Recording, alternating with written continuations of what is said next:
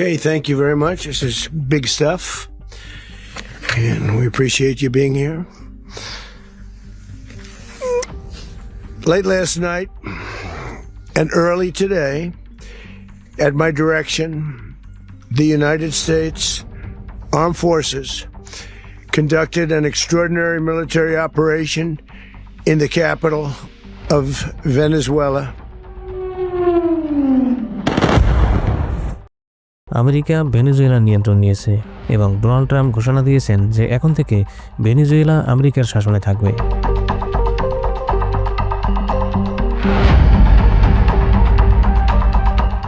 এখন আপনি যদি খুব স্বাভাবিক সেন্সে মনে করেন যে এটা ছিল শুধুমাত্র একটা ভূ রাজনৈতিক সংঘাত, তাহলে আপনি ভুল ভাবছেন। এখানে দেখেন, ডোনাল্ড ট্রাম্প আনুষ্ঠানিকভাবে বলেছেন যে তিনি ভেনেজুয়েলায় হামলা করেছেন মাদক ব্যবসা, মানবাধিকার লঙ্ঘন এবং গণতন্ত্র প্রতিষ্ঠার জন্য। যদি স্বৈরতন্ত্রী সমস্যা হয় তাহলে আমেরিকা কেন সৌদি আরবকে রক্ষা করছে? যদি মানবাধিকারই সমস্যা হয় তাহলে ডোনাল্ড ট্রাম্প কীভাবে কিং জং উনের বন্ধু? আর যদি মাদকের সমস্যা হয় তাহলে কিভাবে আমেরিকার 90% মাদক আসে মেক্সিকো থেকে? এখন প্রশ্ন হচ্ছে, ট্রাম্প কি তাহলে মেক্সিকোতে আক্রমণ করবে? যদি নাই করে তাহলে কেন ভেনেজুয়েলায় আক্রমণ করছে?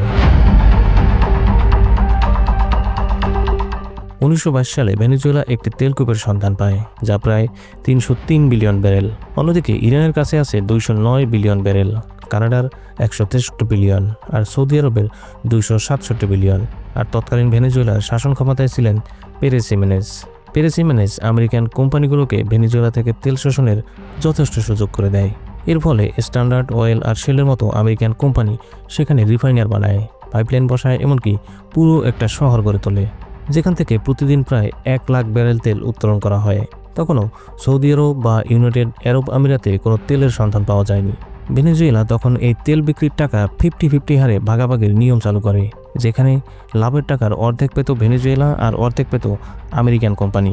এর ফলে 1950-এর দশকে ভেনেজুয়েলা বিশ্বের 4র্থ ধনী দেশ হয়ে ওঠে। কিন্তু 1999 সালে ভেনেজুয়েলার ক্ষমতায় আসে এক রবিনহুড, নাম হুগো চ্যাভেজ। তিনি দেখলেন ধনীরা আরও ধনী হচ্ছে আর গরিবরা ধীরে ধীরে আরও গরিব হয়ে যাচ্ছে। তিনি চাইলেন গরিবদের ধনী করতে। তাই হুগো চ্যাভেজ গরিব মানুষদের বললেন, ভাইরা, এই তেল আমাদের, কিন্তু এর লাভের অর্থ যাচ্ছে আমেরিকান কোম্পানিগুলোর পকেটে। আমি এই টাকা আমেরিকান কোম্পানিগুলোর কাছ থেকে কেড়ে নিয়ে তোমাদের মাঝে বিলিয়ে দেব আর তোমাদের ধনী বানাবো। হুগো চ্যাভেজ ভাবলেন, এই তেলকূপ যখন আমাদের, তাহলে আমরা কেন আমেরিকান কোম্পানির সাথে 50% লাভের টাকা শেয়ার করব? আমরা নিজেরাই তেল উত্তোলন করব, নিজেরাই লাভ করব আর গরিব মানুষদের ধনী বানাবো।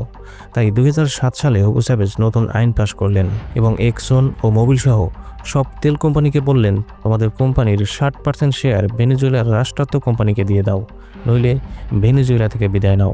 কিন্তু আমেরিকান কোম্পানিগুলো ভেনেজুয়েলার রাষ্ট্রায়ত্ত কোম্পানিকে তাদের 60% শেয়ার দিতে অস্বীকার করায় হুগো চ্যাভেজ এক রাতেই সব আমেরিকান রিফাইনারি, যন্ত্রপাতি আর তেলকূপ দখল করে নেন।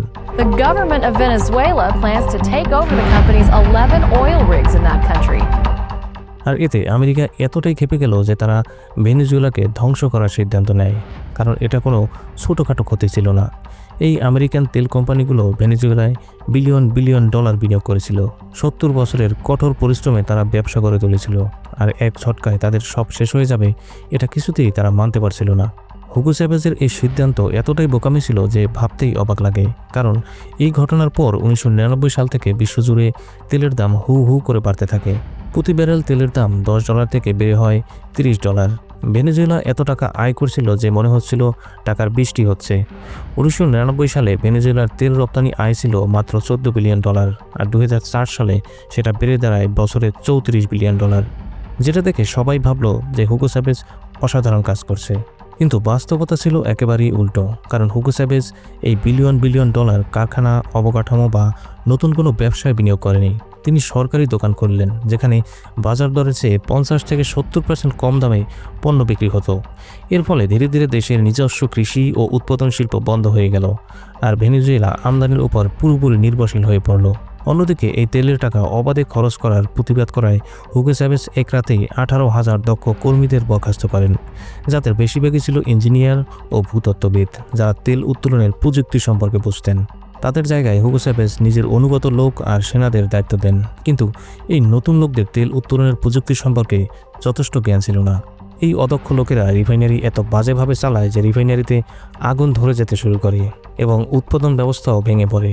ফলে যে দেশটা পৃথিবীর সবচেয়ে বড় ধনী দেশ হওয়ার কথা ছিল সেই দেশটা হঠাৎ ঋণে ডুবে যায়। আর 1999 সাল থেকে 2015 সাল পর্যন্ত আমেরিকা এসব মুখ বুজে সহ্য করেছে। কিন্তু 2010 সালে আমেরিকা নিজের দেশেই এত পরিমাণ তেল খুঁজে পেল যে তারা বিশ্বের সবচেয়ে বড় তেল উৎপাদক হয়ে যায়, ইতিহাসে যাকে বলা হয় shell broom. The last 2 years, US production of oil has, thanks to the shale boom, risen 1.3 million barrels a day. তাহলে প্রশ্ন হচ্ছে, আমেরিকা যখন নিজ দেশেই তেল উত্তোলন করছে তারপরেও তারা ভেনেজুয়েলা নিয়ে এত মাথা ঘামাচ্ছে কেন? আসল সত্য হচ্ছে ভেনেজুয়েলা আজও আমেরিকার জন্য ভীষণ গুরুত্বপূর্ণ 3টা কারণে। প্রথমত, আমেরিকার অনেক রিফাইনারি বিশেষভাবে তৈরি করা হয়েছে ভারী ক্রুড অয়েল প্রক্রিয়াকরণের জন্য, যেটা মূলত ভেনেজুয়েলাতেই পাওয়া যায়। আমেরিকার অর্থনীতি চালাতে যে তেল লাগে তার 70%ই ভারী ক্রুড, আর সেটা আসে মূলত কানাডা ও ভেনেজুয়েলা থেকে। দ্বিতীয়ত, ভেনেজুয়েলার কাছে আছে বিশাল আর্কো মিনারেল খনি, যেখানে রয়েছে প্রায় 7,000 টন সোনা ও $100 বিলিয়ন কোলাটন, যা স্মার্টফোন, ল্যাপটপ ও ইলেকট্রিক গাড়ি তৈরিতে বেশ কাজে লাগে। তৃতীয়ত, ভেনেজুয়েলার সাথে আমেরিকার সম্পর্ক ভালো নয় বলে চীন ও রাশিয়া ইতিমধ্যেই আমেরিকার বিপরীতে ভেনেজুয়েলার সাথে ঘনিষ্ঠ সম্পর্ক তৈরি করেছে, যেখানে চীন ভেনেজুয়েলায় প্রায় $60 বিলিয়ন ঋণ দিয়েছে। রাশিয়া দিচ্ছে অস্ত্র আর ইরান দিচ্ছে উন্নত প্রযুক্তির ড্রোন। তাই ট্রাম্পের ভেনেজুয়েলায় হামলার উদ্দেশ্য শুধু গণতন্ত্র নয়, বরং আমেরিকার উঠোন থেকে চীন ও রাশিয়াকে তাড়ানো এবং তেল ও খনিজের নিয়ন্ত্রণ ফিরিয়ে আনা। কারণ চীন বা রাশিয়া যদি ভেনেজুয়েলার দখল নেয় তাহলে তারা সরাসরি আমেরিকার দিকে ক্ষেপণাস্ত্র তাক করতে পারে আর ভেনেজুয়েলা থেকে সব সোনা ও কোলাটন উত্তোলন করে নিতে পারে। তাই বারবার নিষেধাজ্ঞা, হুমকি আর ভয় দেখানোর পর এবার ট্রাম্প সরাসরি ভেনেজুয়েলায় হামলা চালায় আর ভেনেজুয়েলা প্রেসিডেন্ট নিকোলাস মাদুরোকে গ্রেপ্তার করেন এবং অভিযোগ করেন যে মাদুরো ড্রাগ সাপ্লাই করেছে, মানবাধিকার লঙ্ঘন করেছে আর নির্বাচনে কারচুপি করেছে। এখন প্রশ্ন হচ্ছে, স্বৈরতন্ত্র যদি সমস্যা হয় তাহলে সৌদি আরবকে আমেরিকা কেন রক্ষা করছে? মানবাধিকার যদি সমস্যা হয় ট্রাম্প কেন কিমের বন্ধু? আর মাদক যদি সমস্যা হয় তাহলে ট্রাম্প কেন মেক্সিকোতে হামলা করছে না? উত্তর খুবই সহজ, কারণ সৌদি আরব তেল বিক্রি করে ডলারে, উত্তর কোরিয়ার আছে পারমাণবিক অস্ত্র, আর মেক্সিকো আমেরিকার ব্যবসার জন্য বিলিয়ন বিলিয়ন ডলার দিয়ে থাকে।